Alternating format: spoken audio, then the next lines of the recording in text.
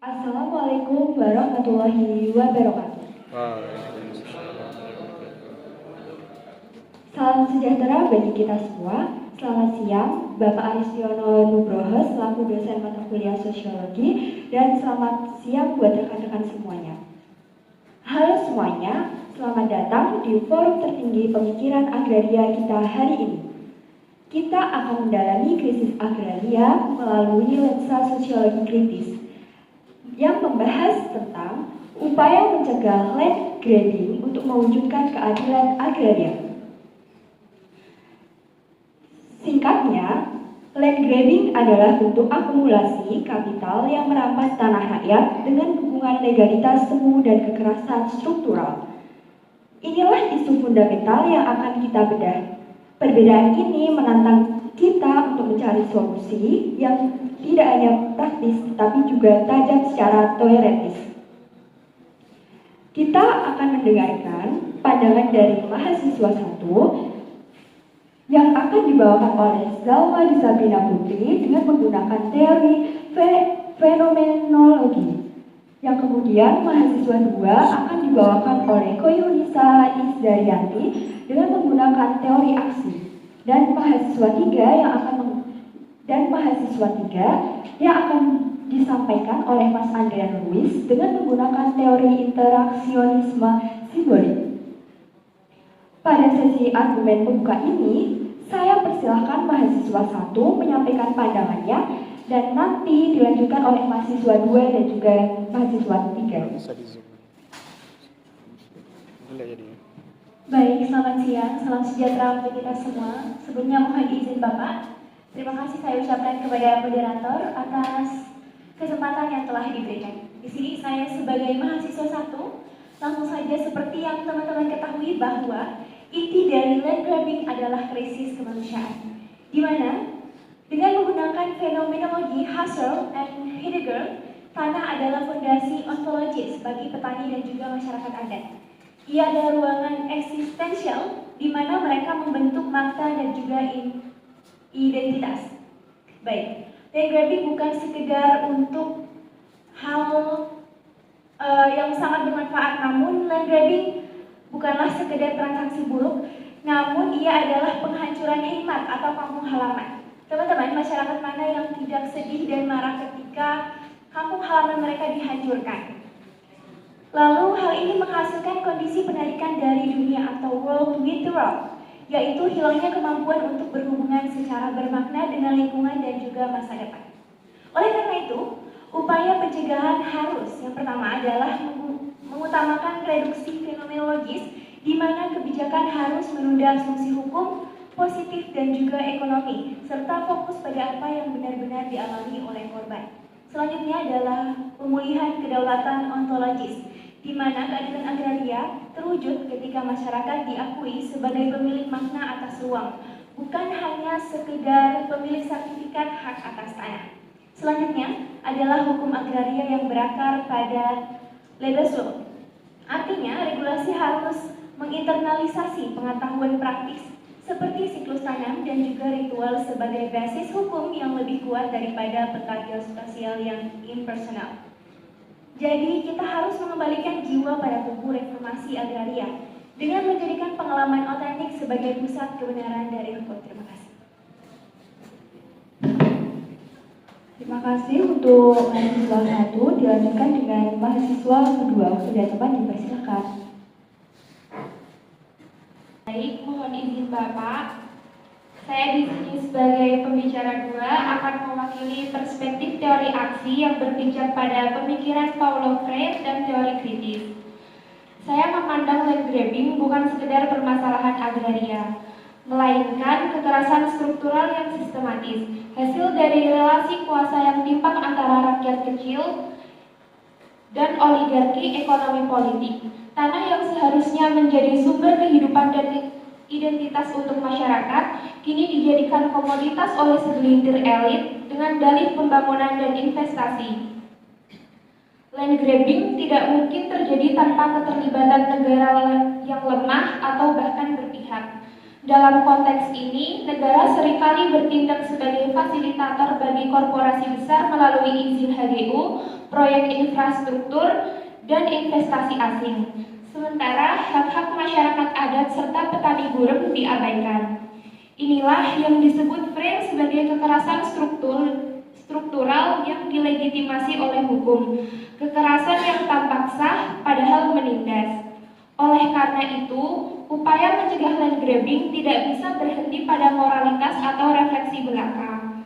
Kita membutuhkan aksi nyata dan perubahan struktural. Di sini saya akan menawarkan 3 langkah utama. Yang pertama, praksis sebagai jembatan antara teori dan tindakan. Kesadaran kritis rakyat harus dibangun agar refleksi berubah menjadi gerakan.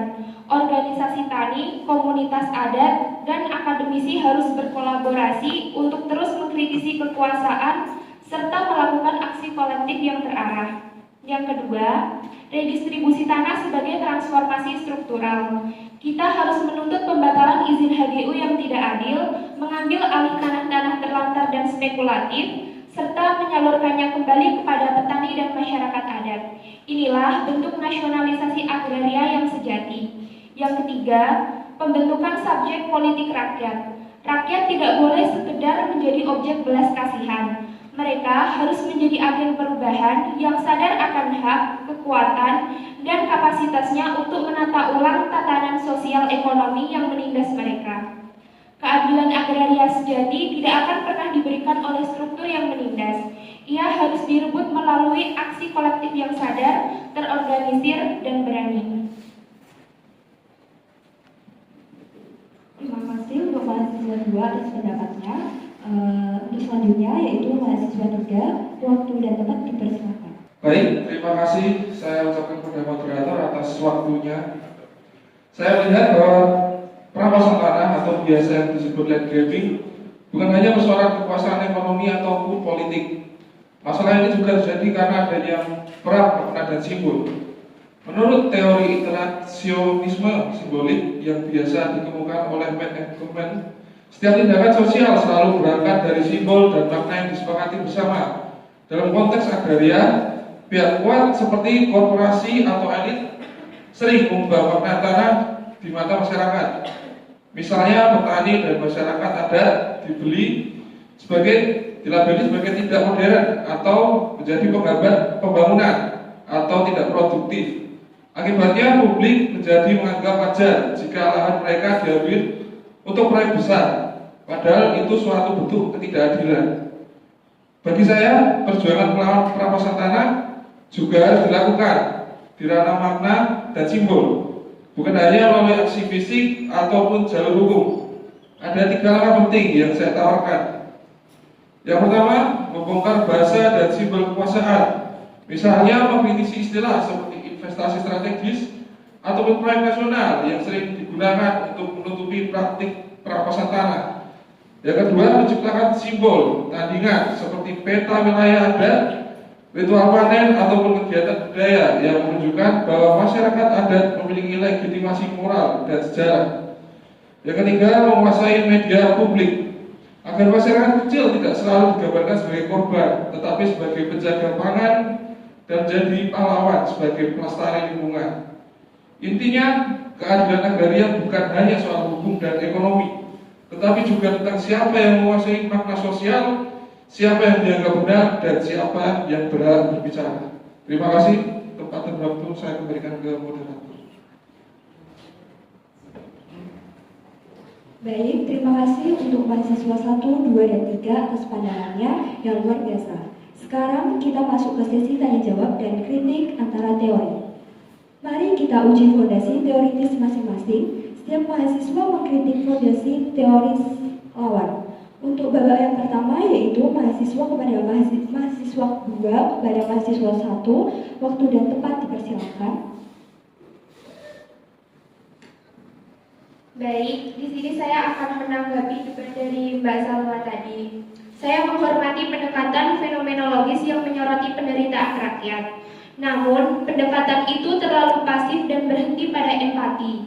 Deskripsi tentang penderitaan tidak akan mengubah kenyataan jika tidak ada gerakan untuk mengganti struktur kekuasaan. Pengalaman batin penting, Tetapi tanpa aksi politik, penderitaan hanya menjadi catatan akademis. Terima kasih untuk tanggapannya dari mahasiswa 1, kemudian dilanjutkan mahasiswa 3, silakan untuk mengkritik mahasiswa 2. Sudah tempat dipersilakan.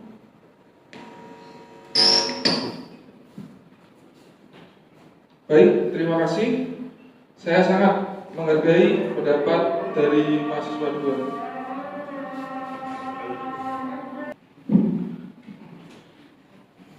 Baik, saya lanjutkan. Sebelumnya, terima kasih atas pendapat dari mahasiswa 2. Tapi saya lihat adanya kelemahan terhadap teori aksi tersebut, karena terlalu berfokus pada perebutan kekuasaan dan ekonomi, seolah semua masalah selesai ketika rakyat berhasil menguasai tanah tersebut. Padahal akar masalah dari land grabbing juga terletak pada cara berpikir dan kesadaran masyarakat. Banyak petani miskin justru mendukung kebijakan yang sebenarnya merugikan mereka, karena mereka percaya pada narasi palsu seperti pembangunan pasti membawa kemajuan atau pertanian tradisional itu kuno. Menurut saya, aksi tanpa kesadaran akan mudah dikalahkan oleh propaganda kekuasaan. Jika kita tidak merebut makna dan membongkar kesadaran palsu itu, perjuangan kita dilumpuhkan oleh narasi seperti demi stabilitas atau demi kemajuan bangsa itu sendiri. Jadi, perjuangan ide, simbol, dan makna sama pentingnya dengan perjuangan fisik maupun ekonomi.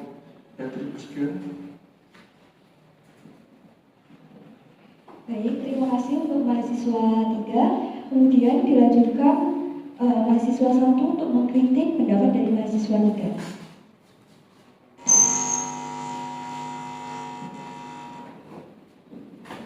Cek.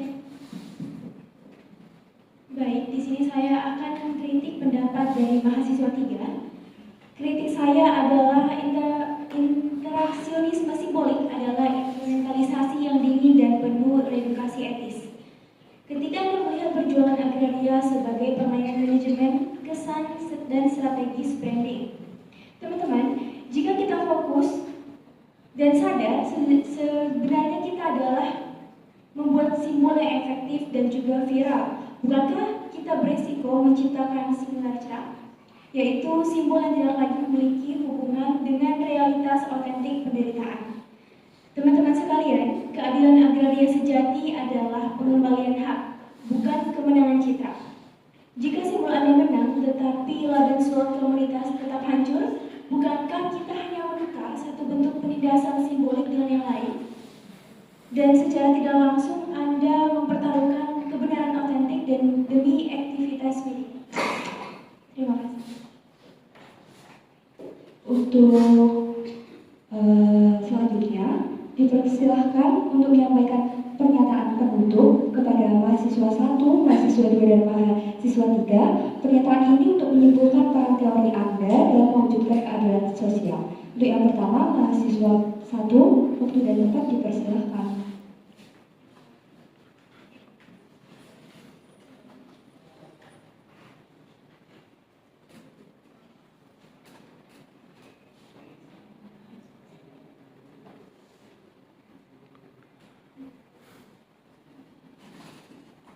Baik, terima kasih saya ucapkan kepada moderator atas waktu yang telah diberikan. Baik, fenomenologi adalah kesadaran kita. Ia menuntut kita untuk selalu kembali pada inti penderitaan dan makna eksistensial, di mana keadilan agraria tidak boleh hanya menjadi pembagian kertas, tapi pemulihan kemanusiaan yang terhempas. Teori kami menyediakan kompas etis yang mengupayakan agar aksi dan simbol diperjuangkan benar-benar melayani otentisitas hidup masyarakat di atas tanah mereka sendiri. Terima kasih. Terima kasih untuk mahasiswa 1. Kemudian dilanjutkan untuk mahasiswa 2, waktu dan tempat diberikan. Baik, teori aksi adalah kekuatan rakyat untuk bangkit. Kita tidak bisa menunggu keadilan turun dari langit atau diberikan oleh sistem yang menindas. Kita harus menciptakan keadilan itu sendiri melalui tindakan kolektif, redistribusi tanah, dan pembentukan kesadaran politik. Keadilan agraria bukan hanya tentang sertifikat atau dokumen hukum, tetapi tentang kedaulatan rakyat atas ruang hidupnya. Tanah bukan sekedar sumber ekonomi, melainkan sumber kehidupan, budaya, dan harga diri manusia. Mari kita wujudkan keadilan agraria dengan berpihak pada rakyat, berani melawan ketimpangan, dan menjadikan aksi sebagai jalan pembebasan. Terima kasih. Terima kasih untuk mahasiswa kedua, dan yang terakhir untuk mahasiswa ketiga, silakan untuk memaparkan pendapatnya. Waktu dan tempat diberikan.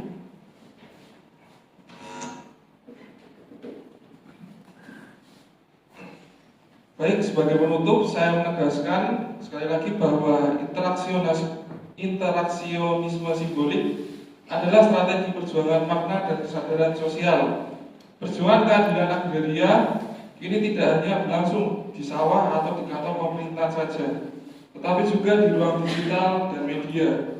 Ketika masyarakat mampu menguasai makna dan narasi, mereka dapat mengubah pandangan publik dan mendapatkan dukungan yang luas. Teori simbolik ini saling melengkapi dengan dua teori lainnya, yakni fenomenologi memberi dasar kemanusiaan dan moral, dan teori aksi memberi kekuatan gerakan yang nyata. Interaksionisme simbolik memberi kemampuan untuk menang di ranah makna dan kesadaran publik.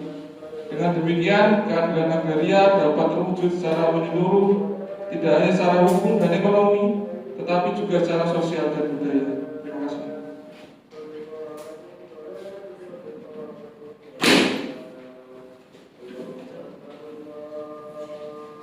Juga yang luar biasa, kita melihat urgensi fenomenologi dalam akar etnis tuntunan teori aksi dan perubahan struktural dan strategi cerdas interaksionisme simbolik dalam perang wacana.